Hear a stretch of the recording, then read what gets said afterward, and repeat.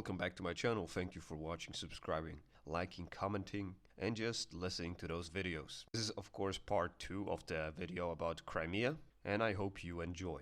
In the history of Crimean Goths, the period from the middle the 11th century to opening to the 13th is, as F. Brown remarks, perhaps even more obscure than the previous epoch. During this period, the Cumans, a Turkic nomadic tribe, were predominant in the steppes of Black Sea, and they apparently exercised some power also over the plains of Crimea. Their influence spread also over the mountainous regions of the peninsula. The Arab geographer of the 12th century, Al-Idrasi, who compiled his important work at the court of the Sicilian king Roger II, notes that the way from the Cherson to Yalta lay in the region of the Cumans. At any rate, it may be stated with great probability that some regions of the mountain Crimea inhabited by the Goths had to pay tribute to the Palavci for a considerable time. William de Roubercois, a Minorite who in 1253 was sent by Louis IX, King of France, on a mission to the Tatars, and whose gives us very reliable information, went to Constantinople to the shores of the Crimea, and sailing by Cherson landed on May 21st at Soleida, whence about the 1st of June he proceeded by the land of the Tatars. Roubercois writes that beyond the Crimean mountains and a beautiful wood there is a mighty plain which stretches out for 5 days' journey to the very border of the province northward, and there is a narrow isthmus or a neck of island having sea on the east and west sides, so that there is a ditch made from one sea to the other. In this plain, before the Tatars came, were the Cumans, who compelled the above-mentioned cities and castles to pay tribute to them. This account is of great importance for our subject.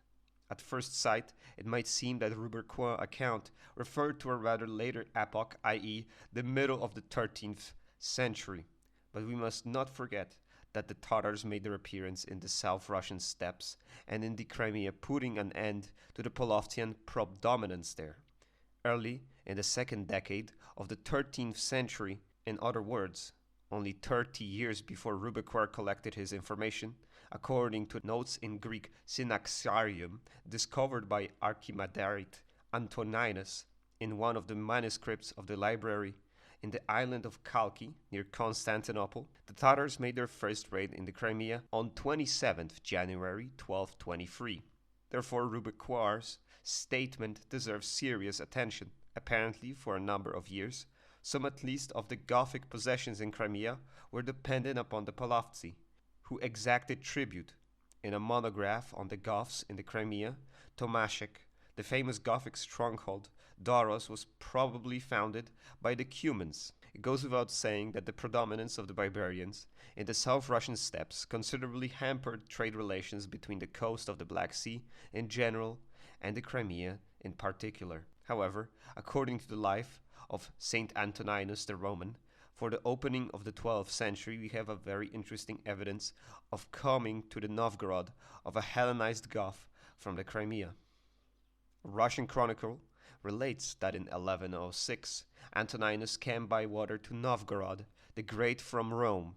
In 1116, he laid the foundation of stone church of Nativity of Our Holy Lady, which as cathedral of the monastery has survived almost intact down to our day, and he died in 1147. The life of Antoninus the Roman, which has come down to us only in the later versions of the 16th and 18th centuries, is attributed to the Andrew Antoninus, disciple and his successor as abbot of the monastery. After relating Antoninus's miraculous arrival at Novgorod upon a stone which floated on the water, the life continues as follows.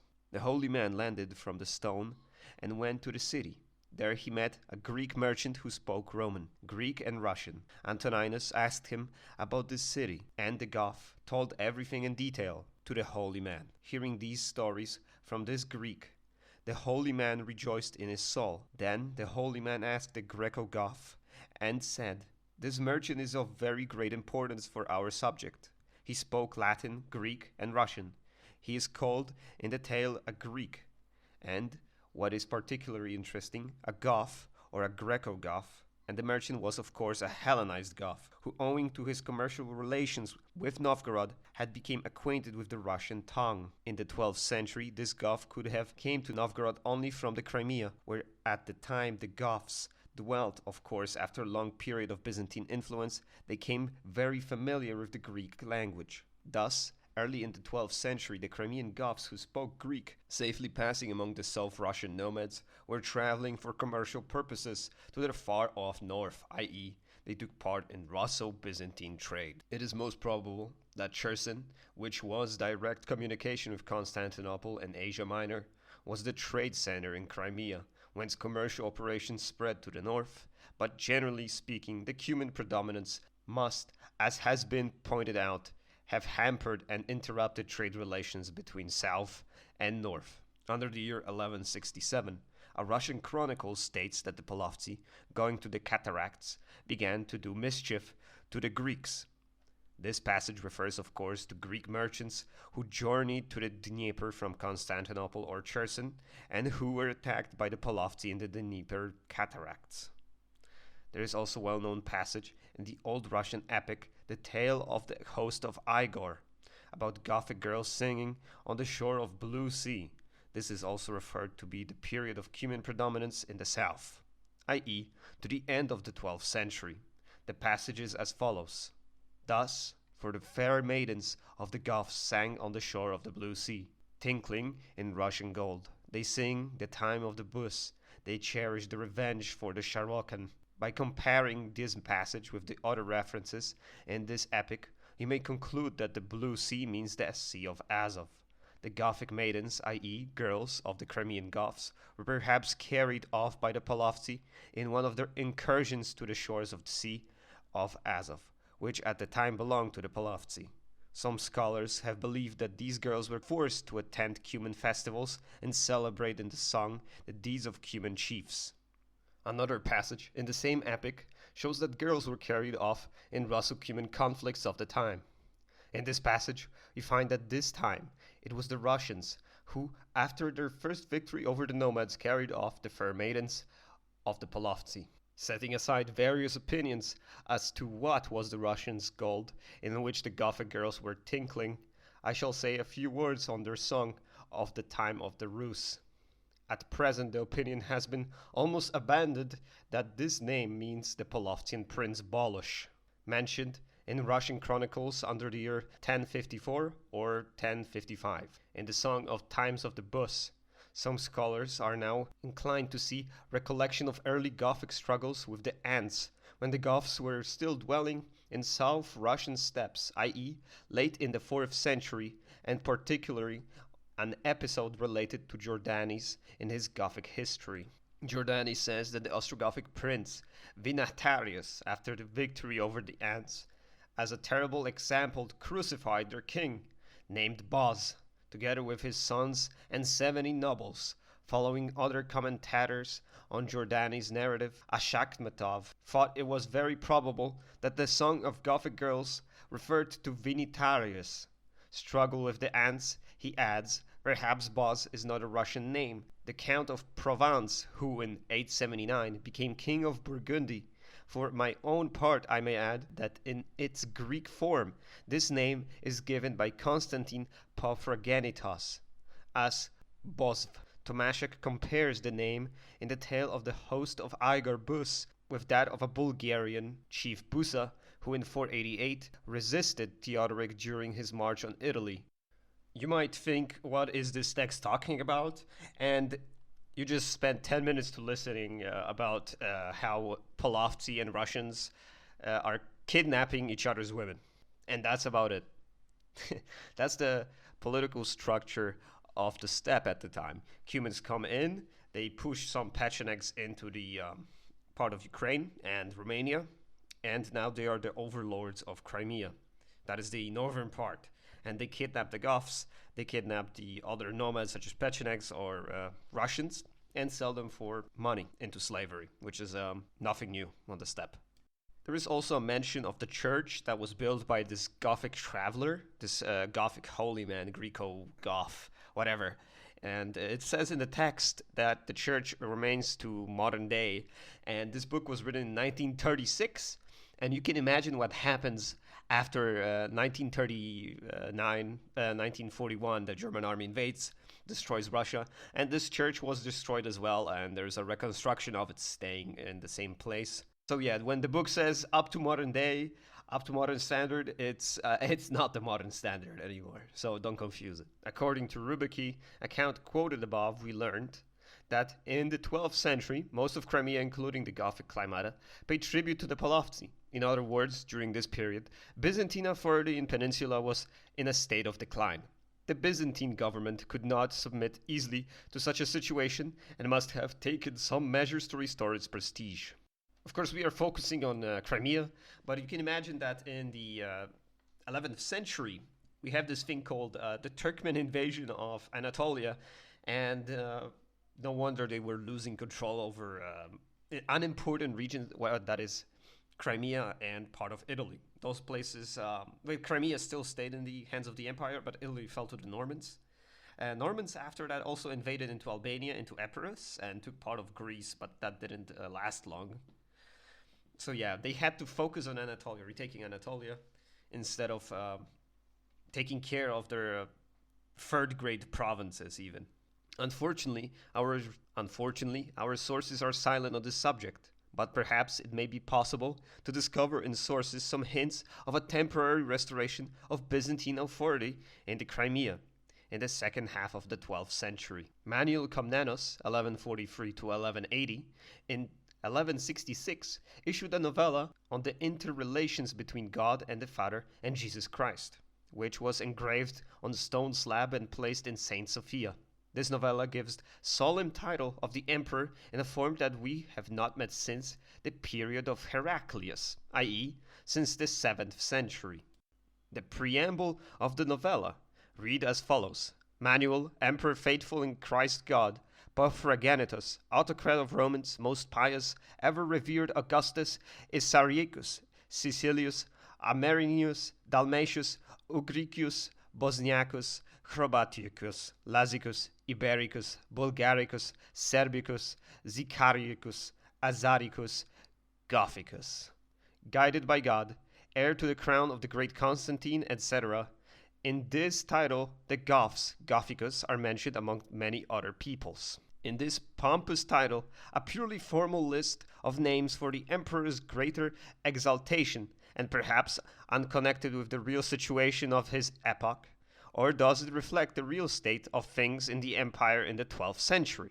Of course, before 1166, when the novella was issued, in his review of the Russian text of my study on the Goths in the Crimean Franz Dogle points out that the solemn titles, such as this one, often have no real importance and are often omitted in imperial edicts. It is misleading to use such titles to prove the dependence upon Byzantium of the peoples mentioned. They are victory titles, which may only mean that the emperor or one of his commanders victoriously fought these people. I agree perfectly that solemn imperial titles are not such reliable evidences as to justify definite conclusions. What does information give us? Nothing. It just gives us an information that Romans maybe controlled Crimea, maybe didn't. This is what the author is trying to tell us. I think they did control Crimea. It is most definite that they controlled Crimea. Not in an extent that they wished, but they did. Those titles are meant to show that the emperor still cares about those people, that he has his mind on them, that he didn't forget that those people are the citizens of the Roman Empire. This is what this title, this list of titles is meant to show. If we now turn to the title Gothicus and ask who were the Goths in the 12th century, only one answer may be given. They were the Crimean Goths. For in the 12th century we know no other Goths. We know that in the 12th century the Goths paid tribute to the polity. No doubt the Byzantine government could not submit easily to this dependence on Crimean Gothia upon the polity.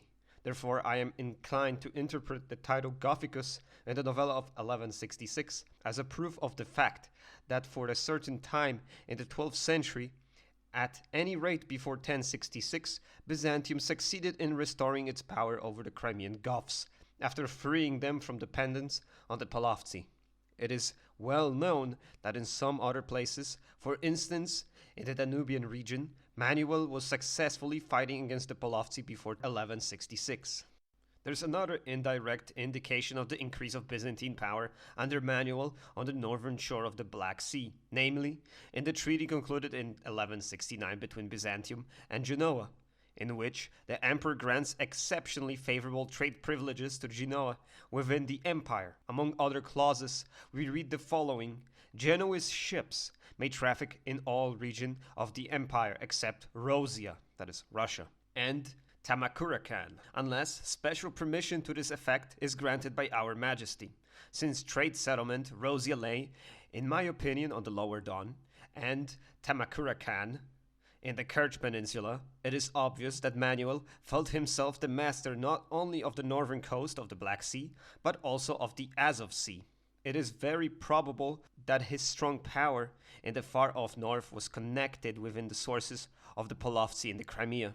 Perhaps this signified that under Manuel before 1166, Crimean Gothia was again under the power of Byzantium.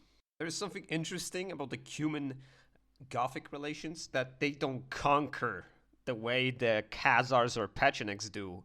Well, Pechenegs mostly raid the territory for slaves, or they did, but now under it fallen under Cumans, they only forced them into this tribute state, but didn't occupy their towns as the Khazars did, or tried to.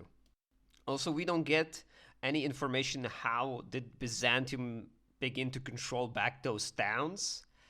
I guess probably Byzantine army was present on the Crimea, or Byzantines just permitted bigger army for the Goths, or Goths could organize themselves more easily, and the Cumans could only scratch the walls with their arrows, so they stopped collecting the tribute.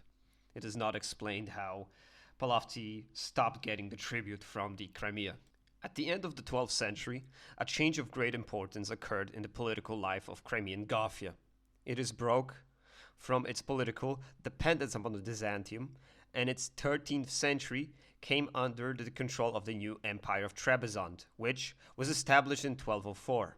We know this from the fact that in the detailed treaty of the partition of the empire in 1204, Patritio Romani, the northern coast of the Black Sea, politically and economically important as it was passed over in silence. Byzantine possessions in Crimea are mentioned neither among the regions which after 1204 remained under Byzantium, nor among the centers which were ceded to triumphant Venice or the Latin peoples. Meanwhile, as we shall see little later, in 20s of the 13th century, Crimean Gothia was dependent upon Trebizond. The puzzling question now arises as to when and how the possession of Gothia from Byzantium took place. Whenever in 1204, in connection with the fatal results of the Fourth Crusade, or earlier. It is very probable that the suzerainty of emperors of Trebizond over Cherson, Gothia, and Sugadia might from time to time have existed in name only, especially in the first half of 13th century. When Palavci and later the Tatars had the upper hand in the peninsula, we know that beginning with 1170, the evidence which is available at present no longer speaks of presence of Gothic clergy at Constantinopolitan councils. This silence is undoubtedly more than mere accident. It probably indicates that late in 12th century, the political break between Empire and Gothia was accomplished fact, and so prevented the Gothic archbishops from going to Constantinople. The fact that in notitiae of the end of 12th century and the beginning of 13th century the Gothic archbishopric is not under the jurisdiction of Constantinople need not trouble us, of course, from the point of view of ecclesiastical subordination, and the Gothic archbishop was still under jurisdiction of Constantinople. In reality, however, because of new political conditions in Peninsula, he was sometimes prevented from visiting Constantinople. We have examined the title Gothicus in Manuel's novella of 1166, which I bypassed, so sorry for that, but it wasn't really that interesting, in connection with the Byzantine Genoese Treaty of 1169. and have come to probable conclusion that Gafia, which in the 12th century was in a state of dependence upon Palavci, at any rate before 1166, came under the power of Byzantium. But it is very difficult to admit that a treaty including even secondary points could have been omitted such an important center as Cherson in Crimea. Apparently, in 1198, the Crimean regions, previously held by Byzantium, were not under the authority of Constantinopolitan government.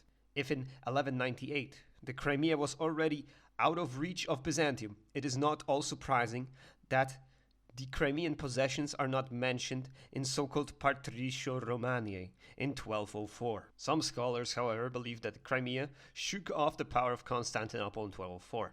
They attempt, accordingly, to discover in the treaty of this year some places in the Crimea. Brun, interpreting the geographic names of the treaty, which are not always clear, somewhat arbitrarily recognizes in some Sugadai, the Crimean city of Sugaida, Surash, but according to the context of the treaty, Sugadai is located among the other places situated near Chersonesus of Thrace, i.e. near the Strait of Hellespont, and along the coast of the Sea of Marmora. It is relevant to recall that one of the editors of the text of Patricio Romaniae, Teifel, in spite of his vast knowledge of medieval geography, could not identify Sugadai, and, in note to this passage, remarked that the name was unknown to him. But Anna Komnena says that near Nicaea there was a large settlement, Sagaudus. Some scholars are inclined to identify this with Sacudion, where Theodor of Stadium lived. Of course, this place is Sugadai of the Treaty of 1204. It is complete accordance with the context of the treaty. Thus, succession of Byzantine possessions in the Crimea occurred before 1204, that is, at the end of the 12th century, perhaps between the 1192 and 1198. The opinion that Crimea succeeded before 1204 was casually expressed long ago. In 1854, a Kunik wrote, under the Komneni Cherson, seems not to have been entirely freed from the Byzantine government, but in 1204, or even under the Angeli, it had already been left to its own fate. But soon afterwards, the Republic of Cherson received new masters in the persons of the Komneni of Asia. Later, Haid remarked, probably in epoch of the Treaty 1204, these overseas territories had already succeeded from the empire. On the other hand, we know that at the beginning of the 13th century, the Byzantine possessions in Crimea depended upon emperors of Trebizond. How and when was Byzantine authority in the Crimea replaced by that of Trebizond? Let us turn to the first part of this question. But we must promise that we shall deal mostly with hypotheses, more or less probable since the poverty of our evidence gives no solid ground for definite conclusions. I gotta tell you that we already know what happened. And what happened is Trebizond being a trade republic. Well, trade state, more of a thing. Instead of republic, it's not Genoa, it's not Venice. But they fought over the land in Crimea with Genoese, and they completely overrun them in the operation scale. And Genoa did not like that one bit. But, crusade happens. Byzantine Empire gets shattered. Epirus, Nicaea, and Trebizond become free. Trebizond owns that part because they own the biggest sway there in Crimea. Their influence is so immense, they just control that part for themselves. Then they have to fight alone, without the Nicaean help, without the help of the Constantinople government, the Beyliks harassing their border. So they cannot send help to Cherson. So Cherson becomes more autonomous, or the Gothic part, that is Theodoro, becomes more autonomous, and it reaches for some kind of independence. Then the Mongols happened. Beyliks get destroyed, but also Trebizond falls under the sway of the Mongol Empire and becomes its tributary, later Ilkhanate. But there is a problem in the north, as the northern part didn't fall under the Ilkhanate soldiers. Nomad herders more than soldiers. Nomad societies don't have soldiers, they only have men. And in the north, the Tatars occupy Crimea except for the part of Theodoro which paid tribute to the Mongols. Probably that's why it was on the map and it was spared. But for the rest of the part that was owned by Theodoro, it was conquered brutally by the Mongols. And city of Caffa was also later on sold by Batu Khan, I believe, to Genoese, who got what they always wanted, that is a trading outpost in Crimea. In the preceding chapter, we reached the conclusion that in the year 1204, when the Fourth Crusade resulted in the capture of Constantinople, the founding of the Latin Empire, and the partition of Byzantine Empire among the Crusaders, Crimean Gothia was not under the power of Byzantium, but depended upon Trebizond.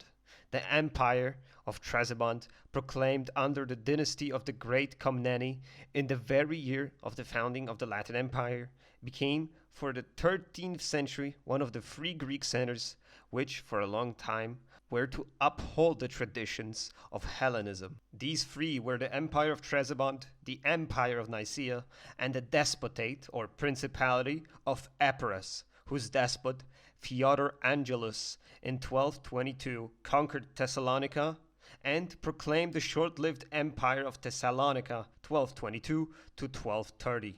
In the first half of 13th century, the dependence of Crimean Gothia or the Gothic Climata upon Trebizond were manifested by a payment of annual tribute. Valuable evidence on this subject is preserved in a compilation of the miracles attributed to Saint Eugenius, the famous patron of Trebizond. He was a high official of the clergy, and in 1364, under the name of Joseph, was elected Metropolitan of Trebizond. In 1367, he retired and in 1368 became of the attack of the Turks upon Trebizond, left for Constantinople, where he probably ended his days, according to the Greek text of Miracles of Saint Eugenius, the Emperor of Trebizond, Andronicus I Gideon or Gidos, and the Seljuk Sultan Malik made a treaty of peace so that the population dwelling around the forts could live quietly. But this agreement was violated by Malik's subordinate official Hatem, the governor of Sinope. In 1223, a vessel named Syrian, carrying the money collected from Cherson and the Gothic Climata to be paid to Andronicus Gideon as annual tribute, sailed to Trebizond. The vessel had on board the archon Alexis Patrikis, who evidently collected the annual taxes, and some other notables of Cherson. But by a violent storm the vessel was driven to Sinope, where the governor Hatem seized vessel, money, passengers, and sailors. In addition, he sent ships to plunder the territory of Cherson.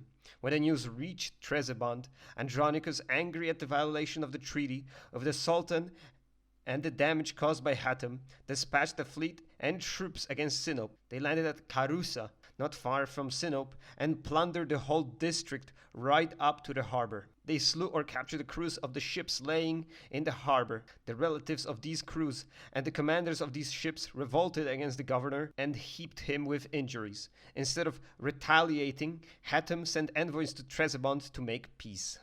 I guess the governor was not as popular as he thought to the Sultan. After long negotiations, the emperor finally exchanged captives for Alexis Patrikis, the Syrian, and the sums which had been taken from him, as well as all the plunder carried off from the Climata of Cherson. After this, the Trebizond fleet returned home cheerful. This episode provoked a war between Andronicus Gideon and the Sultan Malik, which ended up in the latter's defeat. For our subject, it is extremely important to emphasize the fact that in the first half of the 13th century, Emperor of Trebizond was a suzerain of Cherson and Crimean Gothia, or in other words, of a considerable section of western and mountain Crimea. These dependencies of the crown of Trebizond, as we shall see later, were given in title of the emperors of Trebizond as overseas land. Their deputance was outwardly manifested by the payment of annual tribute, which was conveyed yearly from Crimea to Trebizond. Andronicus Gideon took very seriously his obligations to his vassals' possessions in the Crimea, so that after the incident at Sinope, he did not stop at sending a punitive expedition against the governor Hatem, but even became involved in a war with the Seljuk Sultan himself. It is not clear what advantages Cherson and Crimean Gothia enjoyed in return for recognizing the suzerainty of weak empire of Trebizond, whose independence in 13th century was of brief duration. A few years after Andronicus' success over the Seljuk Sultan Malik, Trebizond became a vassal of the Sultan of Iconium. Communication between Trebizond and the Crimea became very insecure. The more so far the Turks themselves also set up a fleet in the Black Sea. In addition, at the time, new events in the Crimea itself changed the situation. A new foe appeared in the Crimea, the Mongols or Tatars. The Mongolian hordes crossed the Caucasus Mountains and, passing through the steppes of the Don, penetrated into Crimea. In January 1223, the Tatars for the first time attacked Sugaida, on the shores of the Black Sea. As it noted in Synaxarium of Sugaida, an Arab historian of the 13th century, Ibn al-Athir, gives more information about this point. According to him, the Tatars took possession of Sudak, and its inhabitants abandoned their city. Some of them, with their families and possessions, ascended the mountains. Others took ship and sailed to Seljuk states in Asia Minor. Setting aside Ibn al-Athir's rather obscure statement about the departure of Christian population of Sudak to the Mohammedan states in Asia Minor, we may conclude that a portion of the threatened population of Sudak took refuge in the mountains. It is very probable that many of the fugitives found shelter in the territory of Crimean Gothia, which was partly mountainous. Its capital, Theodoro Mangup, was on top of a mountain. During the campaign, the Tatars defeated the Polovtsi, or Cumans, who before this, as we have seen, have been very powerful in Crimea. This Mongolian invasion of Crimea was of brief duration. In the same year, 1223, the Mongols left the peninsula and crushed the Russian and Cuman forces on the river Kalka, near the Sea of Azov. After this, the Tatars turned eastward and disappeared as suddenly as they had come. That Mongol campaign was called the Great Raid, which lasted from 1220 to 1223, and it was led by Subudai, together with Jebei. They led 20 to 30,000 men, and their goal was just reconnaissance of territory for future conquest. That was it. They, of course, fought the Volga Bulgars, they fought Cumans, they fought Rus, Persians, and Azeris. They circled around the Caspian Sea and returned to the Genghis Khan after the Battle of Kalka. Russian chronicler wrote, "We not know whence they came, nor where they hid themselves again. God knows whence he fetched them against us for our sins."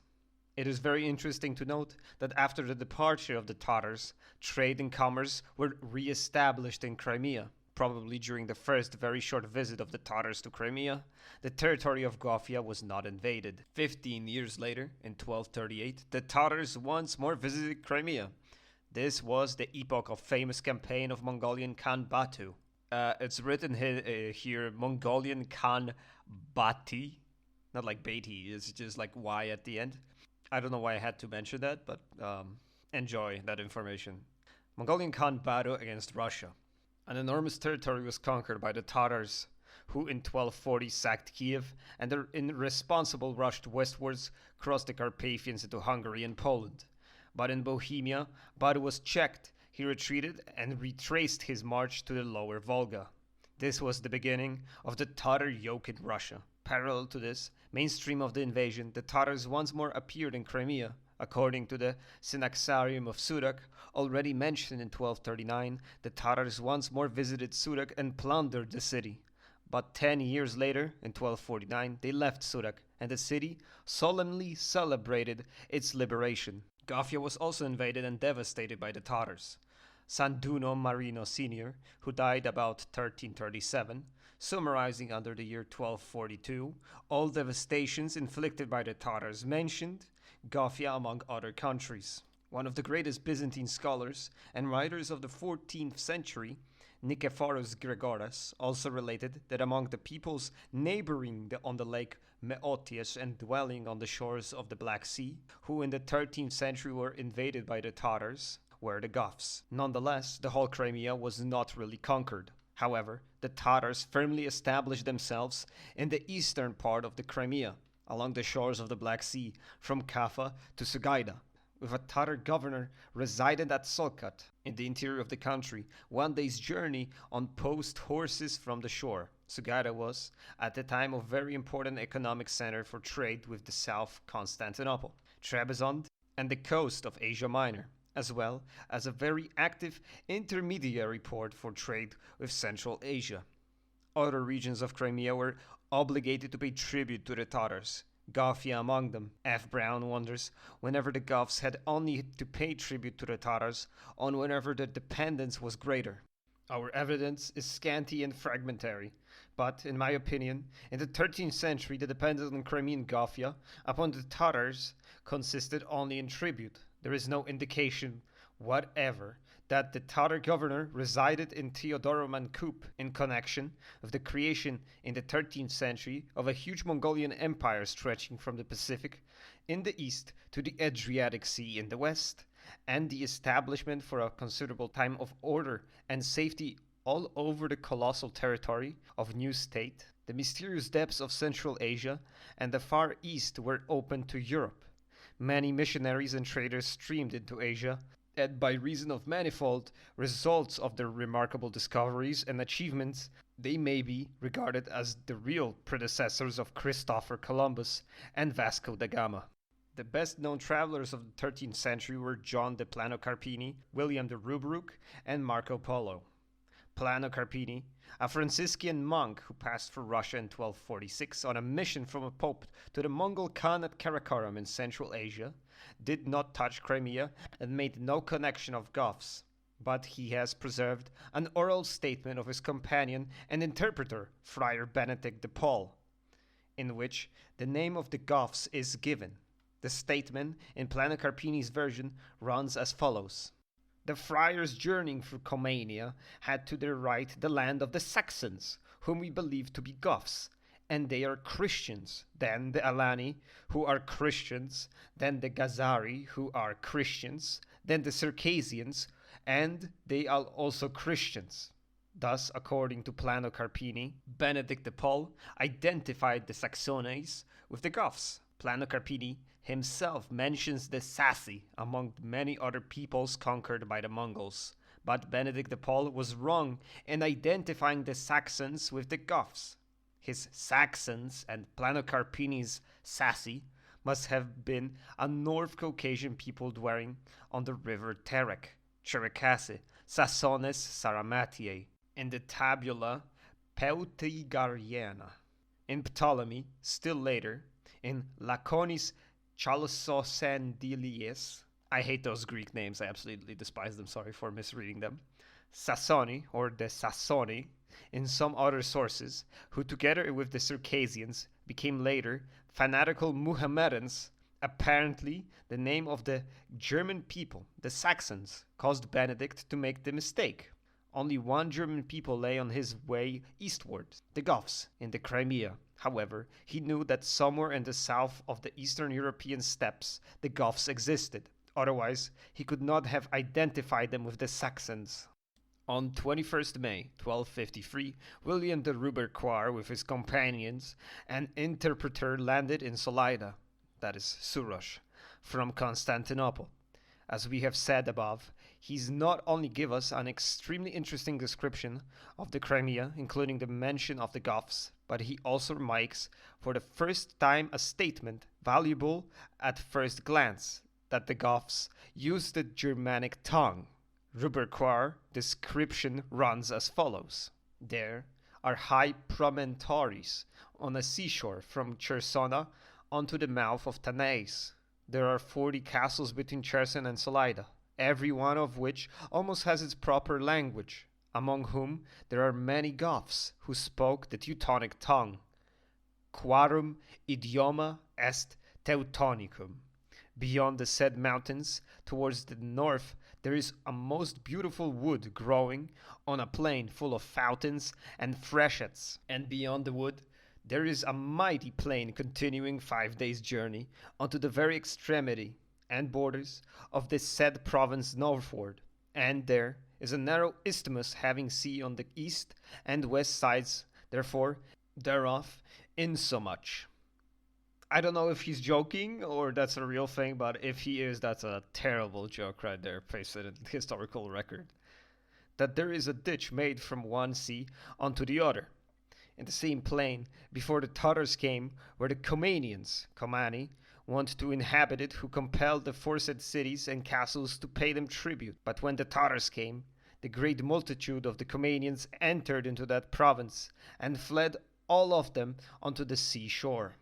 Of course, Rubequar, most important statement is that in the 13th century, Crimean Goths still spoke German. His information about the 40 castles seems confirmed by an Arabic geographer of the 14th century, Abu Lafayda, who died in 1331. In his geographic work, completed in 1321, Abu Lafayda describes certain places in the Crimea: Sarıkerman, Kerek, Sudac, Solgat, Kaffa, Kerch. For our subject, Kerech or Kerki is of great interest.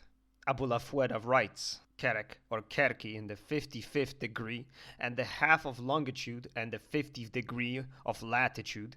Kerek is situated at the extremity of 7th climate. In the country of Assis, its name signifies in Turkish 40 places. This is not fortified castle, heart of Axis.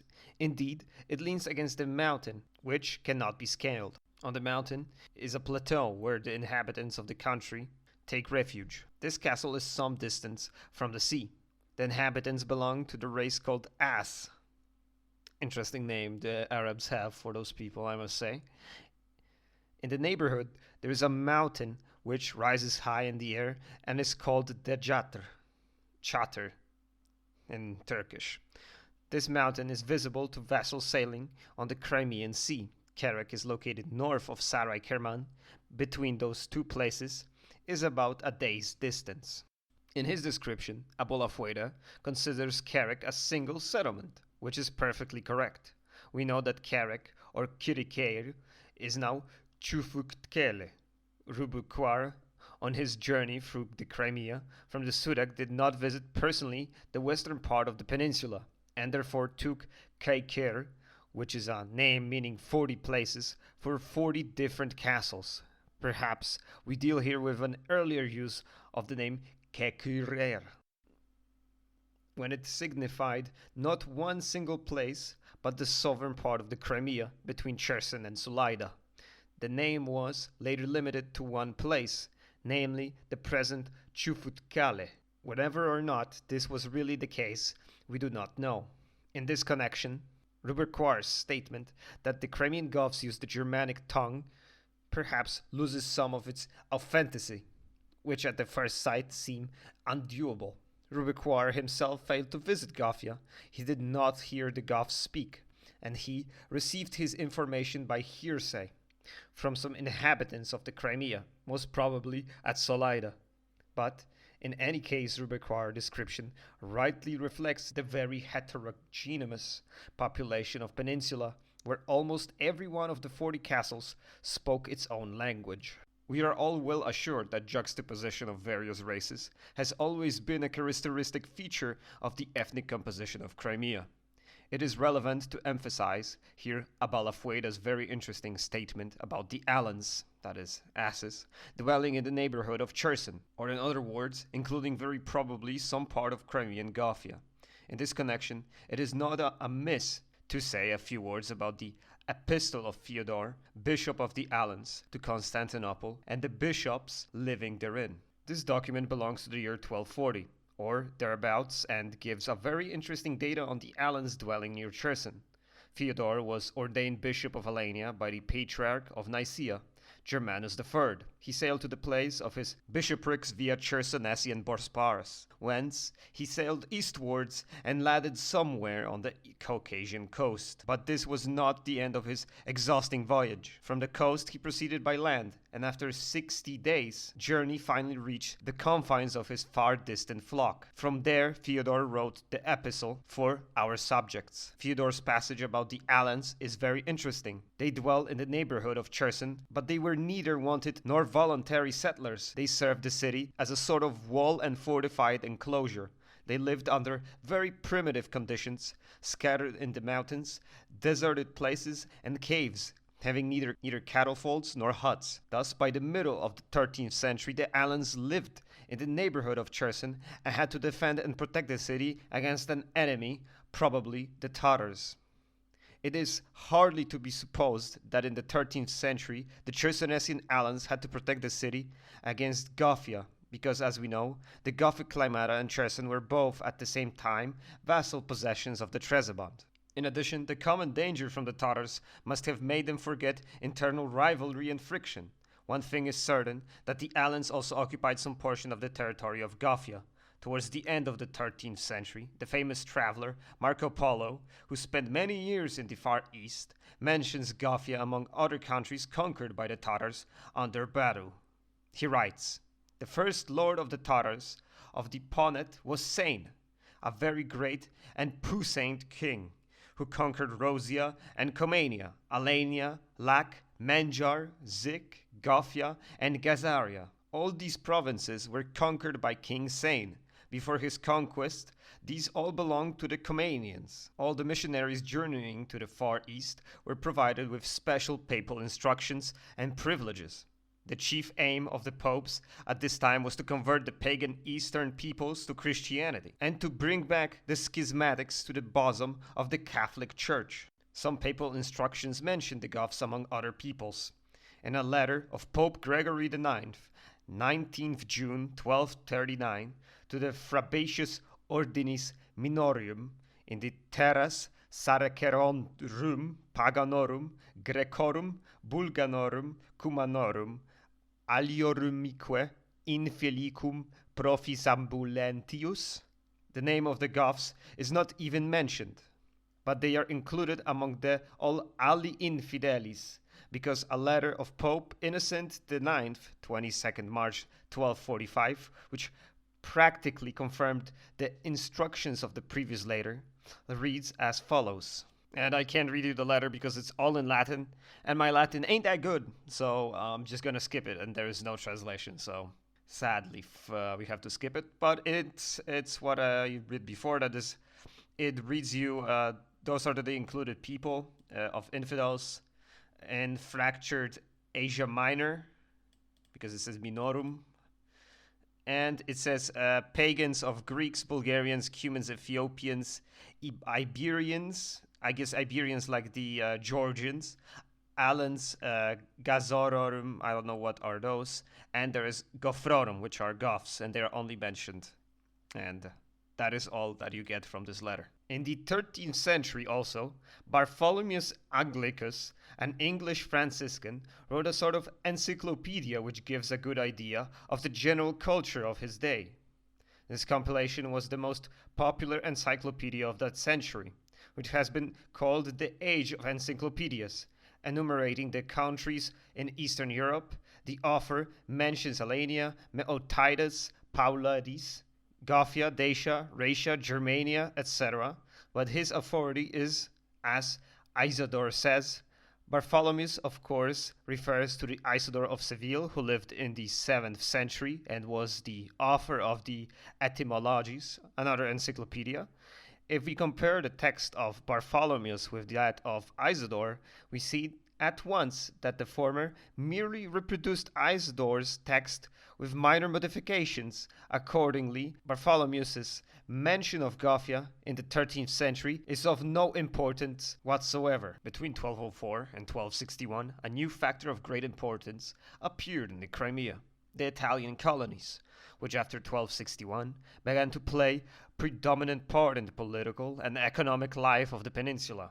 In 1204, after the capture of Constantinople by Crusaders, Venice secured the lion's share of the partitions of Romania, so that a considerable number of extremely important centers on the soil of the former empire passed into the hands of the Republic of St. Mark, and the Venetian merchants enjoyed exceptional commercial privileges all over the new Latin possessions in the east.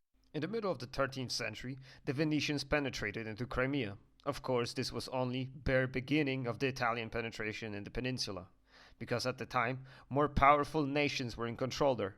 After 1204, the Empire of Trebizond exercised its suzerainty over Gothia, Cherson, and perhaps Solida, and the Tatars replaced the Mongol-Cuman predominance so that the Latin Empire, so closely united with Venice politically and economically, was unable to support effectively Venetian interest in Crimea, where the Latin emperors had no power or influence. In March 1261, a few months before the capture of Constantinople by Michael Palaiologos and the restoration of the Byzantine Empire at Nymphaeum, close to Nicaea, in Asia Minor, a very important treaty was concluded between Michael Palaiologos and the Genoese, who received exceptionally favorable privileges. Free trade with no time limit was granted to Genoese throughout all the present and future provinces of the empire. Among many other clauses of the treaty, the most essential for our subject provided that the Black Sea was to be closed to all foreign merchants except Genoese and Pisans,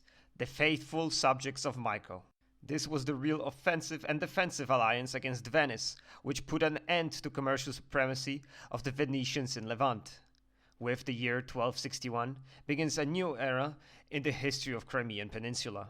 The activities and rivalry of the two Italian republics, and especially the powerful growth, prosperity, and the political and economic significance of Genoa, whose Crimean colonies often were to collide with Goths in the 14th and 15th centuries. Goths entered a very complicated political period. The Tatars, the Genoese, and the Venetians were competing and sometimes colliding with each other in the Crimea. And in some places, the vacillating influence of the Empire of Constantinople was felt, and was perhaps also the lessening suzerainty of the Empire of Trebizond. The most powerful people in the Crimea were the Tatars, with whom all the other nations represented at the time had to reckon. In the connection with overwhelming Tatar influence in the Crimea, we may observe the very interesting process of assimilation of the local population with the Tatars in language, customs, and manners. A statement given by George Paichimeris,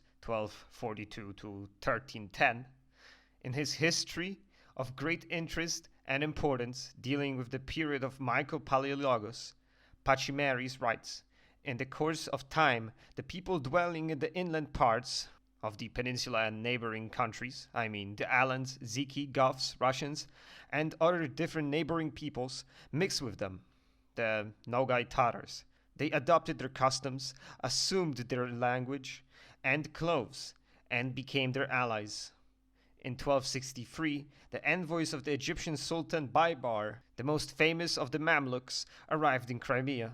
The contemporary Arab writers who deal with this embassy give up the name of Crimea and say that this country was inhabited by the Kipchaks, Russians and Alans. They give no mention of the Goths and fail to distinguish them from other peoples dwelling in the Crimea. Which is of course the case of all white people look the same. To Arabs and to white people, all Arabs are the same. Nothing really changed throughout the centuries. Of course, if you can call Russians white, but sure.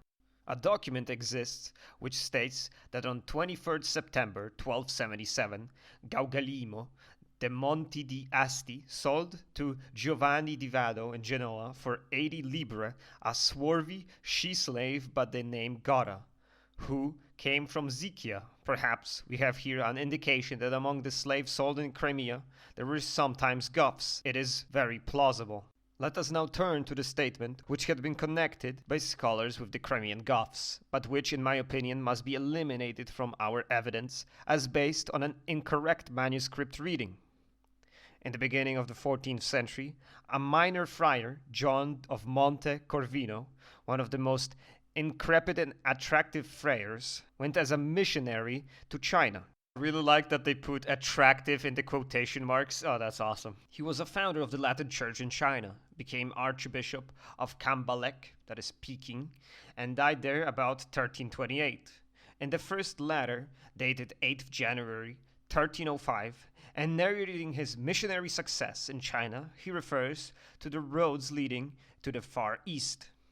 This letter has been several times published and translated, but scholars have always reproduced and translated the text as it was published in the 17th century by Wadding in the 6th volume of his Annus Minorum seu Historia Trium Ordinum e S. Francisco Insistorium. The passage in which we are interested runs as follows.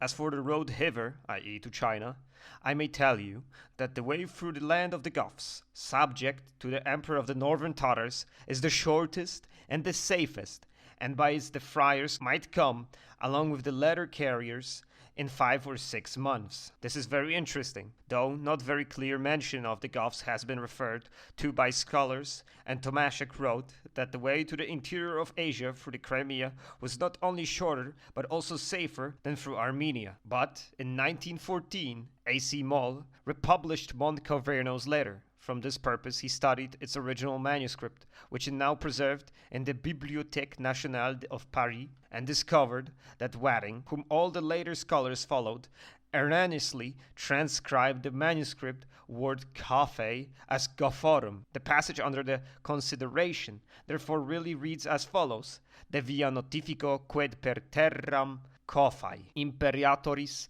Aquilianorum Tartarorum est via Berverior. As P. Pelliot suggests, the name Caffa stands for Marco Polo's Toktai, in Chinese To'oto, a descendant of Chinggis' eldest son Chukchi, Khan of the Kipchak, whose capital was at Sarai on Volga. Thus, Montecapino's first letter must be now eliminated from our evidence concerning the Goths in Crimea. In the connection of the papal missionary activities in the east and the establishment of Italian colonies in the Crimea, the Roman Catholic Church made its appearance in the peninsula. The Italian colonies became the chief centers for the Roman Catholic propaganda, which dealt not only with the non-Christian nomads, but also with Greek schismatics. About 1318, the Archbishop of Bosporus, Franciscus de Camarino, had under his jurisdiction 5 suffragans, among whom was the Bishop of Cherson, Richard, an Englishman, Ricardus Anglicus Episcopus Serenionensis. A letter of Pope John dated 5th July 1333 is of great interest. The Pope writes that he reliably informed that in ancient times the Christian faith was strong in the wide and populous country of Gothia, which lies in the east. But alas, through the increasing wickedness of the time, the observance of this faith has ceased, so that in the inhabitants of that country, blindly deviating to the darkness of faithlessness, have been involved in the nets of error and became open schismatics. You might be wondering to yourselves now, what is this N-word Pope talking about? And I have no idea, because Gothia always, they converted from paganism to orthodoxy. That is the Eastern Rite of Nicene Creed, and we're always the same guys. Of course, some pagan traditions definitely remained. This is not Italy, where all of it was erased, or it became just the Catholic tradition, so nobody cared. Of course, what we see here is just Pope trying to erase the Orthodox Rite so he can control East and West, so the split can cease to exist. That was the mission of the popes for a very long time. The problem with such a thing is that you need to force the Orthodox themselves to convert to Catholicism, because they're not gonna do it. If the only one side wants it, then nothing's gonna happen. You have to have the Orthodox guys wanting to Catholicize themselves, which happened in 1453, which wasn't popular among the Byzantine vassals, but Pope wanted to start a crusade to help Constantinople, but it didn't work out. As we know, the Constantinople fell to the Turks, and Orthodox are still around, and they have a split on their own as well. Although I think it's great that they have their own church. I mean, imagine if we had a Protestant revolution in like Russia or something. I know those people existed, but those were like settlers from Holy Roman Empire. Those weren't Russians. But damn, that would have been wild and terrible. I will skip the rest of the latter because it continues that some of the schismatics been converted thanks to the labors of 2 bishops. But we are not really interested in that, so we're gonna continue on. In 1346, a terrible plague befell the Crimea. This was so-called Black Death, which had been carried from the interior of Asia to the coast of Moetis, the Sea of Azov, and to the Crimea. The infected Genoese trade galleys sailing from Tana and Caffa carried the plague to Constantinople in 1347. Then, from Byzantium, it spread in 1348 over West Europe through Italy, Spain, France, England, Germany, Norway, and in the following years penetrated through the Baltic Sea and Poland into Russia. We have a very interesting document on the outbreak of the plague in Crimea, written by a notary of Piacenza in Italy, Gabriel de Musis. It was formerly believed that he spent the years 1344 to 1346 in the east and was an eyewitness to the outbreak of Black Death in Crimea. But this is erroneous, because later study of the archives of Piacenza has shown that Musi stayed in Piacenza through the 40s of the 14th century and therefore could not have been in the Crimea. Probably he obtained his information concerning the east from some of his compatriots who together with the Genoese were trading in the Crimea.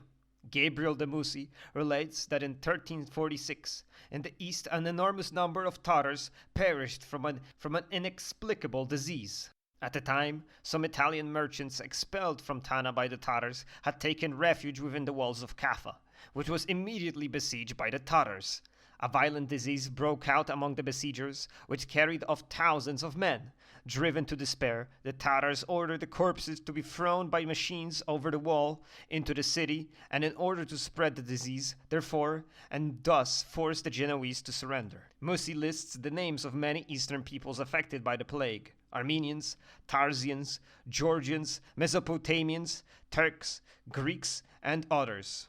But he fails to mention the Goths. This is not a surprise, because at the time the Goths, as we have already seen, were so Tartarized that they could not be readily distinguished from the Tatars by the travelers and merchants who landed at Salaida or Caffa, and then, without any particular attention to the Crimea, continued their journey through Salkat to the east.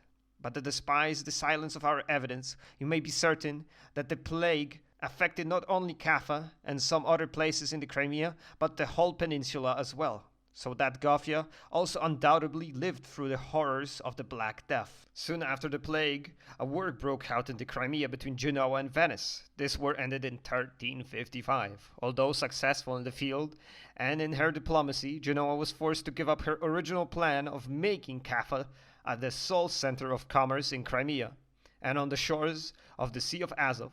Thus, after the peace of 1355, the Venetians regained full liberty to renew commercial relations with the Crimean regions occupied by the Tatars. Extending their influence in the Crimea, the Genoese profited by the period of anarchy which occurred among the Crimean Tatars after the death of their Khan Berdi Bey, and took possessions of Salaida and 18 other locations in that district. Under their new leader, Mamai, the Tatars tried to reconquer the lost territory and gained a brief temporary advantage.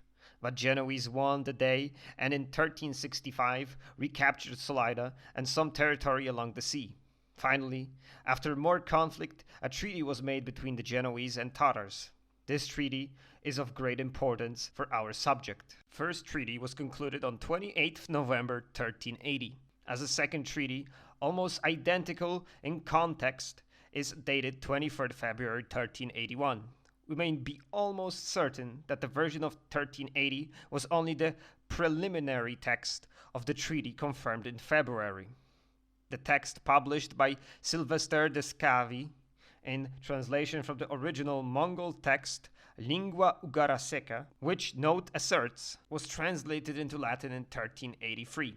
At the order of Consul of Caffa, Melidacius Cataneo, it is not very obvious whenever the Latin translation, the author of the note meant the Genoese dialect, as Silvestre de Sacchi is inclined to believe, or as Oderico supposes, a real Latin translation from which a Genoese reading was made. The preliminary treaty of 1380 was drawn up on one side by Jarkas, governor of Salkat, acting in the name of Khan and in his own name, and on the other side by the consul of Caffa and of all the Genoese in the Empire of Gazaria. The most important part of the treaty is the cession by the Tatars of 2 territories in Crimea to the great commune of Genoa. The first territory comprised Salaida, with the 18 neighboring settlements or villages according to the treaty. These places shall be at the disposal under the power of commune and the council, and freed from the Tatar Empire. The second territory, ceded by Jarkas to the commune of Genoa, was Gothia. Gothia with its settlements and the people who are Christians from Kembaro to Salaida shall belong to the great commune, and the settlements mentioned above people as well as the territory and waters shall be freed from the Tatars. Among the other provisions is a very important one about commercial relations, according to which all the merchants who go up and come shall enjoy complete security in the territory of the Tatar Empire. 3 months later, this preliminary treaty was confirmed at a second conference which took place on 23rd February 1381. The representative of the Tatars was not Jarkas, but Elias, son of Kotolbega, who at the time was governor of Solkat. He was probably Jarkas' successor. The Genoese delegates were the same as in 1380. The final text of the treaty of 23rd February in 1381 is identical with the preliminary text, so that in 1381, Gothia, with its settlements and people from Cambaro to Salida, was definitely annexed to the Great Commune, and the settlements mentioned above, as well as Gothia and their people of territory and waters, were free from the Tatar Empire. The final text of the treaty omits the words, "who are Christians," which were inserted in the preliminary text. The population of the seceded territory included Mohammedans as well as Christians, so apparently the final decision was that the population as a whole should be seceded to the Genoese. According to the treaties mentioned above, the Genoese took real possessions only of a smaller part of Gothia, but the major part of Gothia, i.e. the mountain section north of the Yalta, the heart of Old Gothia, was not seceded, probably beginning with the middle of the 14th century, as we shall see later, was governed by its own princes. This period marked the greatest territorial expansion of the Genoese power in Crimea. Neither Cherson in the west nor Kerch in the east belonged to Genoa. All these now acquisitions became exceedingly important to Caffa from the point of view of her political power in the peninsula, and especially from the point of view of her economic significance and prosperity. Evidently, Genoa's political longings in the Crimea went much further. From official documents, we learn that the Genoese authorities apparently regarded the Principality of Gothia as their vassal state, and its princes as rebels when they acted for the benefit of their own country without regard to Caffa. But Genoa's claim was only theoretical. It was beyond the power of Caffa to extract real suzerainty. Therefore, Brun, I believe, was wrong in stating that simultaneously with the secession to Genoa by the Tatars of maritime Gothia in 1380, the Prince of Theodoro passed from the suzerainty of the Tatars to that of Genoese commune, at least as regards parts of his domains. This new situation signified considerable weakening of the Tatar influence both in Genoese colonies, in the Crimea, and in Gothia. Beginning with the middle of the 14th century, there are some indications of existence of independent Principality of Theodoro. The circumstances under which the rulers of Theodoro or of Gothia proclaimed themselves independent are veiled in obscurity. In the 13th century, Gothia, or the Gothic Climata, depended on the Empire of Trebizond, and the dependence manifested itself in an annual tribute to the Oversea Empire. This dependence, never very strong because of the weakness of the distant empire, became still weaker when the Tatar-Mongolian predominance made itself felt in the peninsula. Doubtless, the Gothia's political dependence on Trebizond was then replaced by subjugation to the Tatars. Usually, the Tatars were satisfied with imposing annual tribute and leaving internal administration practically independent. Our earliest evidence concerning independent Gothia is found in a book on the origin of Ottoman emperors written by Fyodor Spandegurio. Constantinopolitan patrician Spandegunio was born about 1453, but the year of his death is unknown. After 1538, we lose track of him. He remarks that the Emperor Andronicus III, Palaeologus, came into conflict with Prince of Gothia, the Bulgarians, and Stephen, King of Serbia. In another place he writes that also in the 14th century the Turkish Sultan Amurath made a league with the Bulgarians, Vlachs, Goths, and the Emperor of Constantinople against the Kingdom of Hungary. At the end of the 14th century, Spandegurio states that Sultan Bayezid observed strong disagreements existing among the Christian princes, especially the King of Serbia, the Goths, and the Vlachs, who were all contending with the Emperor of Constantinople, Manuel Palaeologos. In his account, Spandugio deals with the Prince of Gothia, or of the Goths, as equally important with the King of Serbia, the Bulgarians, and the Vlachs. Our second piece of evidence is given by Martin Bronewski, ambassador of the Polish king Stefan Batory to the Khan of the Crimea in 1578. In his description of the Crimea, in the chapter on Yamboli or Balaclava, he writes that the city was built and fortified on the high mountain of stone by the Genoese, who had taken it without meeting any resistance from the proud, careless, and curling Greek princes, who then possessed that portion of the Tauris. The Genoese must have taken Cymbalon or Balaclava before 1340. At that time, the Khan of the Crimea, Janibeg, was fighting in the south of the Crimea against the Genoese, and the Tatars captured Balaclava from the Genoese, probably short before 1345. From later archaeological finds and manuscripts found about just the region, just about Theodoro, we know that Theodoro was de facto tributary state of the Golden Horde. We do not know if it was a misinput during the treaty, or did they just broke free from the Tatar yoke and, of course, the yoke of the Genoese, or they simply forgot about the mainland Theodoro. We don't really know what happened that made them independent. Maybe Tatars just lost interest in governing the regions themselves and just left it in the hands of the princes of Theodoro, and only thing they cared about after all was tribute. I mean, they didn't control Russian principalities themselves. They controlled only the taxation system in Muscovy, Ryazan, Kiev, Smolensk, and all those other places.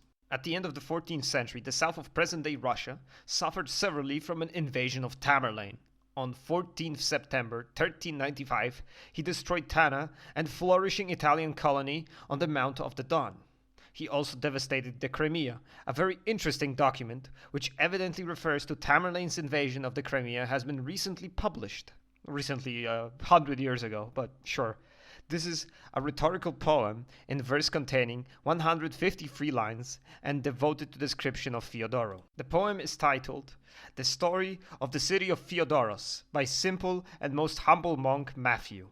At the beginning of the poem, the author says that he wished to go abroad and traverse Khazaria. He wishes an enthusiastic description of fertility of the country, of the harbors rich in fish, of delicious drinking water, of the mountains, hills, and plains. One day in his wanderings he saw the ruins of delightful and beautiful city surrounded by hills, plains, and a mountain passes. The wonderful city, an awe-inspiring and extraordinary marvel, unheard and almost unbelievable, stood in the middle of the plain like a six-cornered table, and its walls seemed made by heaven, but not by the hands of men. Of course, he's talking here about Khazaria, and Khazaria lays in Russia, and thanks to Google Earth we can see how awful the place looks. Also, except Crimea. Crimea is a beautiful place. A wonderful place, actually. Yes, our faithful author is tanky maxing in the 15th century. Of course, I'm gonna end it here. I don't want to read any more of this because the account is pretty biased. But we can imagine that Theodoro itself, the city of Theodoro itself, looked pretty normal. Looked maybe like Nicaea or any other Byzantine town. Of course, you have to imagine that it was poorer than any Byzantine town, such as in Thrace, or you have to remember this is not Asia Minor, and the province was poorer. This is Crimea after all. There was definitely some beauty to the city and to the temples inside it, but this is not the city of world's desire. Let's just leave it at that. Of course, the passage itself describes the invasion and the siege of Tamerlane, pretty loosely though, as there is a conversation between a stranger and the city itself. Of course, the city itself is the Theodoro, and the stranger is Tamerlane. And the Tamerlane has this Genghis opinion about everything, that nothing lasts forever, and even if something is ordained by God, sometimes it deserves a wrath, which is like it was very like in the thought of those people, of Muslims and Christians, that, well, God also punishes you. He's not only good, he gives, but he takes, basically. God giveth, God taketh. That was their motto of the medieval times. But Stranger himself is not portrayed the same way as Genghis was by the Muslims. He is not the scourge of God. He is a stranger in a strange land, which I think is an interesting take, at least. Of course, there's also a failure to mention that the siege took 9 years, and they only scratched the walls and retreated back where they came. But oh well. At the beginning of the 15th century, we have a very interesting information concerning the existence of the Gothic tongue in the Crimea. The evidence is given by a Bavarian soldier, Hans Schlickerberger, who took part in the Battle of Nicopolis in 1396 and was taken prisoner by the Turks. During many years wandering in the east, he visited various countries and described their customs and manners. Among other things, in chapter 20 of his travels, he relates the story of Tamerlane's death and says that he was in Tamerlane's service for 6 years.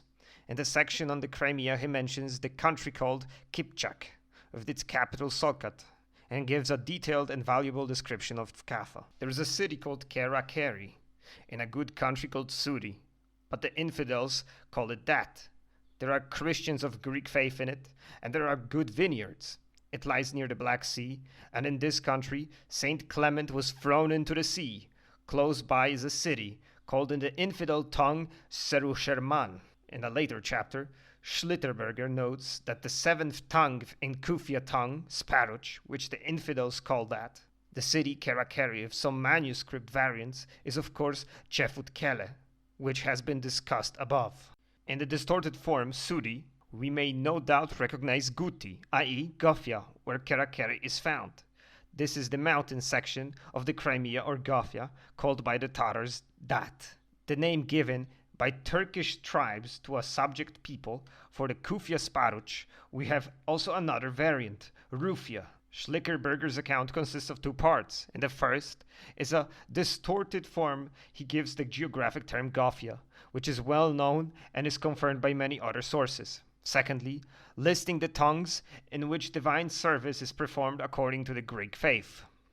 He in seventh place gives the Kufia Sparuch, i.e. the Gothic language, but like Rubequar, of whom we have spoken above, Schlickerberger gives this information by hearsay, so that I should not venture to say that the Gothic language survived in the territory of Gofia at the outset of the 15th century. Schlickerberger's statement is interesting as showing that the recollection of some people in Crimea, the tradition of older times when population of Gofia was neither Hellenized nor Tartarized, was still fresh. Of course, in the modern day, we know that Gothic language was spoken up till this 18th century by a very small group of Goths. We also know that the Tartarization happened much later, on a mass scale that is, in the 15th century after the Ottomans and the Crimeans took over Theodoro in a valiant sally. Most of the text is still what we have, so I'm not really talking about what he's writing or what he's talking about or what the authors themselves meant, because not much changed really. In 1453, Constantinople was taken by the Turks. A new page opened in the history of the world. This event had striking repercussions in Crimea and decided the future destinies of the peninsula. In 1443, Crimean Khanate broke off the Golden Horde, which started to weaken. Crimean Tatars were not aligned themselves with the Ottomans at the beginning of the revolt, but only after some time and diplomatic pressure from the Ottomans and the promises of the Crimea, they aligned with them. In order to avert the imminent Turkish danger from its Crimean colony, the government of Genoa made an agreement with the Bank of St. George, which possessed enormous amounts of money and had almost unlimited credit in the commercial and political circles of that epoch. On 15th November 1453, the government of Genoa ceded all its rights over Caffa and its other colonies on the shores of the Black Sea to the bank. From that time onward, the bank had to make laws for the colonies, appoint officials, and administer justice. In the text of the said act, the transfer of following places are mentioned: Caffa, Solida, Samastra, Cymbolum, and other towns and lands that the Grand Commune of Genoa possessed in various regions of the Black Sea. By this act, new page was turned in the history of Crimea, and relations between the bank and Gofia became very active. It is to be emphasized that Gaffa Theodoro was not interested in this act. We have an almost complete list of the company of Gaffa elected and appointed by the Bank of the St. George during the period of its administration up to June 6, 1475, when Caffa capitulated to the Turks. Apparently, first Capitano of Gaffa under the Bank of St. George, Baldassar Andorra, was chosen on 22nd August 1454, i.e. after the rights of Genoa over her colonies in the Black Sea had been ceded to the Bank. Perhaps he declined the nomination. Later, Tommaso Voltigaggio and Desarino Caneto took office for the period from 1454 to 1459. Our list is blank. On 9th of May 1459, the protectors of the Bank of St. George granted a patent for the Capitaneus of Gaffa to Girolamo Gerheradi for 2 years. In the document conferring the administration of Gaffa on Girolamo Gerhardi, we read the following interesting lines. As we have chosen and constituted our beloved Geronimum de Gurdaris, Capitanus of Gaffa, for 2 years, we command all of you that after you have seen this document, you shall hold and accept him as Capitanus of Gaffa and yield him this office. It goes on how they elect a different guy, and there is, after this guy comes another guy, and the original guy finally comes and takes the office, and it shows how the bank struggles with administration in this region, basically, so I don't have to read you the whole thing, you will understand it. The last Capitanus of Gaffa was Giangostiano Cataneo in 1474. Owing to the penury of our documentation for the year 1474, we do not know when he was nominated. The act of regular assembly for the election of all Crimean officials for this year being lacking. His credentials are dated 10th September 1474. As we shall see later, in 1475, the Genoese possessions in Crimea and Gaffa proper were conquered by the Turks. Thus, in 1453, under the imminent Turkish danger, the Genoese colonies in the Crimea were handed over to the Bank of St. George, which became responsible for their administration and safety. For the first time after the fall of Constantinople, the Turkish danger made itself felt in 1454. Under the new political circumstances, the general situation in Crimea changed. Caffa regarded the Prince of Theodoro as her most important ally against the Turks. The more so since the Tatar Khan proved friendly to the Turkish Sultan, supported him in his military undertakings against the Crimea, and threatened Caffa from the north.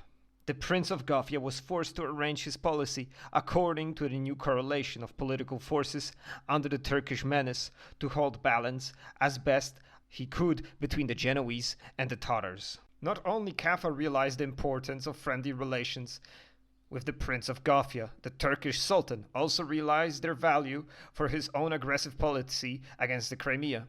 Genoa, with its commercial and political significance throughout the Black Sea, including Pera, was in those regions the chief enemy of Mehmed II. And he was eager to harm Caffa not only politically but also economically. In an official report of Council of Caffa to the protectors dated 11 September 1454, we read that wares from Turkey to Crimea were carried not, as usual, to Caffa, but to Climata, which, as we have seen above, had been constructed by Alexis of Gaffa and potentially might become an economic rival to Caffa. But apparently the Prince of Gaffa did not side with the Mehmed II. For the latter's military aggression in Crimea were not limited to Caffa and its dependencies, but also included Gaffa. On July 14th, 1454, a Turkish fleet attacked Caffa. The Tatar Khan, Hacı I Giray, was acting against Caffa in alliance with the admiral of the Turkish fleet. This time Caffa was not taken, but before the siege was raised, undertook to pay an annual tribute to the Turkish Sultan. In view of the Turkish menace, Caffa did her best to reach a satisfactory agreement with Hacı I Giray and the Prince of Gaffa for common defense. The common danger temporarily connected Gaffa with Caffa, so that in the same year, 1454, the Prince of Theodoro, Olobe, aware through a Turkish spy of Turkish plans against Caffa, immediately notified her authorities of danger. In this year, 1455, a present was sent by Caffa to Olobe, Therefore, on 27th November 1456, the protectors of the Bank of St. George sent a very flattering letter to Prince of Theodoro, Olobay, as their most beloved brother, who, in his mind and disposition, might be called Genoese citizen. They expressed their trust in God that the strong forces of all Christians on the sea as well on the land might soon be ready against the enemies of Christ. In 1457, two envoys of Olobay, Karinahibi and Bischi, appeared in Caffa and were entertained there.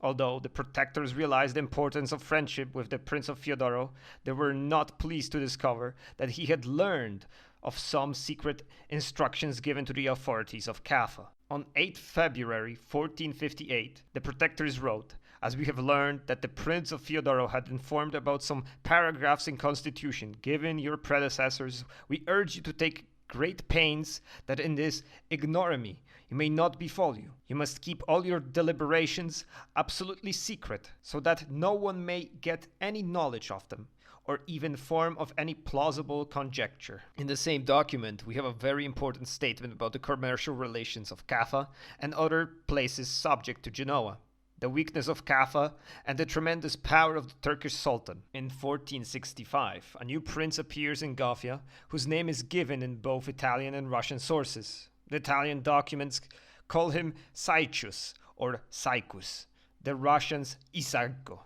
His name, of course, was Isaac. He was probably Olobay's son. In 1465, the Caffian authorities sent a certain Niccolo de Tuariela to Isaac, the Prince of Theodoro. In the same year, 1465, another Caffian official, Orixixius Varatebet, apparently of Armenian origin, was sent to Aloshta and thence to Calamita, the port of Theodoro. This shows that under the new prince, negotiations between Caffa and Theodoro continued. We do not know when Isaac began to rule over Gothia, but since he was probably, as I believe, Olobay's son, he must have succeeded him about 1458, when Olobay died. On 26 April 1471, the protectors of the Bank of St. George sent a letter to our magnificent and dearest friend Saicius, Prince of Theodoro. From this letter we learn that Saicius came to Caffa in person to discuss the very important problem of that period, the defense of Caffa and Gothia against the Turks. In the instructions given by the protectors to the consul of Caffa, Antonito Cabella, on 16th June 1472, they urged him again to live by any means in peace and quiet with the free dominions of the Pontic Sea, whose subject carried on active trade with Caffa and other places under its control, i.e. with the Emperor of the Tatars, the Prince of Theodoro, and his brothers, and the commune of Monte Castro, with whom all discords or scandals should be avoided. In 1475, Isaacus, whose friendly policy towards the Turks probably aroused discontent among his subjects, was overthrown by his own brother Alexander, who at the time, with his sister Maria, the second wife of Stephen the Great, was living at Monte Castro. An Italian vessel took Alexander on board in Monte Castro and brought him to Gothia. Evidently, Stephen the Great played a very important role in Alexander's undertaking, because the Hungarian ambassadors at his court, in the report to their king, Matthew Corvinus, dated June 1475, state that some time before the voivode Stephen had sent Alexander, his wife's own brother, to the principality, which is called Manago, i.e. Mangup. This proves once more that through his marriage to Mary of Mangup, Stephen the Great had ambitious plans of exercising exceptional influence on Gothia, and finally perhaps even of taking possessions of the Crimean Principality. Alexander was very successful in his expedition. On the third day after he had landed in Crimea, he overthrew and killed his own brother Isaac, and took possession of Mangup, his paternal heritage. According to the report quoted above of the Hungarian ambassadors at the court of Moldavia in Monte Castro to Matthew Corvinus, he energetically took his principality and brought all the majores et minores in the principality of Mango under his power. The violent death of Isaac, occupation of Gothia by Alexander took place before the fall of Caffa, which was captured by the Turks on June 6, 1475. That is, early in the spring of this year. In 1474, with the Turkish danger impeding, Caffa once more was very anxious to live at peace with the Prince of Gofia. Two official documents dated in this year describe some damage done to Gothic landowners and farmers, stealing of cattle and horses, or burning of buildings in the border district of Aluscia and Camballo. The princes of Gofia presented a formal complaint to the Genoese authorities, who were afraid lest such scandals might involve Caffa in a war with the princes of Gofia. Events in Crimea were developing very rapidly. Discontent arose between the Crimean Tatars and their Khan Mehmed I Giray, who was forced to take refuge in Caffa, where the Genoese were ready to support him. The Tatars appealed to Mehmed II, who wanted nothing better than a pretext for intervention. He had long been anxious to get hold of Crimea, and now had an excellent excuse for interfering. On 31st May 1475, a strong Turkish fleet, under the command of Grand Vizier Kendik Ahmed Pasha, appeared before Caffa. On 1st June, the troops were landed, and after 5 days of siege, the city opened its gates and surrendered on June 6th. By the fall of Caffa, the destiny of all Genoese possessions in Crimea was sealed. Shortly after, in the same year, 1475, Solaida Sudak, a flourishing city of maritime Gofia, which as we know belonged to the Genoese after the treaties of 1381, was also taken by the Turkish fleet, after a heroic defense by the inhabitants. Before turning to our chief source on fall of Solaida, Martin Brunelleschi, who wrote in the second half of the 16th century, I wish to give her a few words of the report of a contemporary, Georg of Nuremberg, whose statement has never been used. In History of Turkey he writes, in 1475, after taking Caffa, the Turk marched and won the castle Soyoda, where the 3 sons of king of the Tatars were taken. He released them and made the eldest son king in Tartary. As has been said, our chief evidence of the fall of Solaida comes from the description of Tartaria by the ambassador of Polish-Lithuanian King Stefan Batory, Martin Brunelleschi, to the Crimean Khan Mehmed I Giray. Brunelleschi was in Crimea in 1578 and visited Solaida. There he met a Greek metropolitan, an honest man who had come to Crimea from the Greek islands to visit the local clergy. Evidently, by the order of the patriarch, the metropolitan offered Brunelleschi hospitality, and Brunelleschi accepted his invitation and stayed with him. The metropolitan told Brunelleschi the pathetic story of the fall of Solaida. After a strong Turkish fleet had arrived and the infantry had landed, the Turks saw the Solaida was energetically and stubbornly defended by the Genoese. But as a result of a long siege and famine, being unable to hold out, several hundred, or as the metropolitan asserted, 1,000 choice men retreated into the big church, which is still standing, in the lower fortress, and sold dearly their lives. The Turks burst into the fortress, where the Genoese made a desperate resistance and inflicted severe losses on them. Then the Turks blocked the doors and windows of the church where the Genoese had found their last refuge, so that all of them perished there, and the Turks left their bodies in the church unburied. According to the metropolitan's story, the bodies of the dead Genoese were still in his time laying within the church. Brunelleschi was not allowed to enter. The fall of this almost impregnable stronghold made a strong impression in various countries, so that our evidence regarding this event, both contemporary and subsequent, is much more detailed and substantial than might be expected. In his history, Georg gives a brief account of fall of Theodoro. After mentioning the capture of Caffa and Solaida by the Turks, he relates, afterwards the Turk marched to the city with the name of San de Toro, where there were 3 kings and 15,000 men, young and old, but he could not take it and was compelled to withdraw with loss. When 3 months later the inhabitants of the city surrendered voluntarily, the Turk killed the kings with all the folk. There are several Western European writers of the 16th century who also mention the fact of fall of Theodoro Mangup. Matthias of Michał, a Polish canonicus from Krakow, who in 1517 wrote a description of Asiatic and European Sarmatias, mentioned that at the time the Dukes of Mangup, who were the Goths in their origin and language, retained only the fortress of Mangup. Matthias continues, after the capture of Caffa, Muhammad smote with the sword 2 dukes and brothers of Mangup, the only survivors of the Gothic race and language, the hope of continuation of family of the Goths, and took possessions of the fortress of Mangup. Thus the Goths have been completely exterminated, nor does their genealogy appear any longer. This passage was used by famous 16th century scholar Konrad Gencer, who was born at Zurich, and in his book Mithridates, Fyodor Spandugino, Constantinopolitan patriarch, who has been mentioned above as our earliest evidence of independent Gothia, was born about 1453, in all likelihood not in Greece but in Italy, probably in Rome.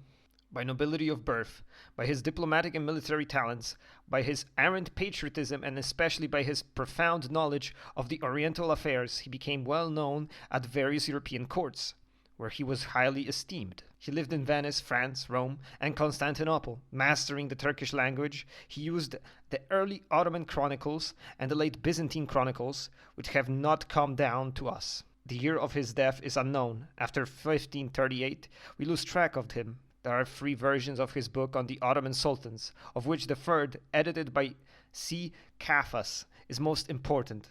Spandugino, who wrote in Italian and titled his History or Memoirs on the origin of the Ottoman emperors, their court ceremonial, the form of their warfare, their religion, rites, and the customs of the nation, and dedicated the book to Henry Dauphin of France. His report on the fall of Theodoro follows. Then, seeing that the Prince of Gothia had killed his elder brother and usurped the state, Mohammed sent his Bigilebere, i.e. one of the governor-generals, and the latter besieged the prince, who surrendered to him on condition that property and lives should be spared. But Mohammed, bringing him to Constantinople, ordered him to be beheaded, saying to him, "The pledge which my officer promised to you, let him keep it." And Mohammed made his little son become a Turk, whom I saw still alive when I was last in Constantinople. And so ends our journey. This was a really long video and it took life out of me, but it's finally finished. Thank you for watching, commenting, subscribing, and just being active in this channel. Goodbye.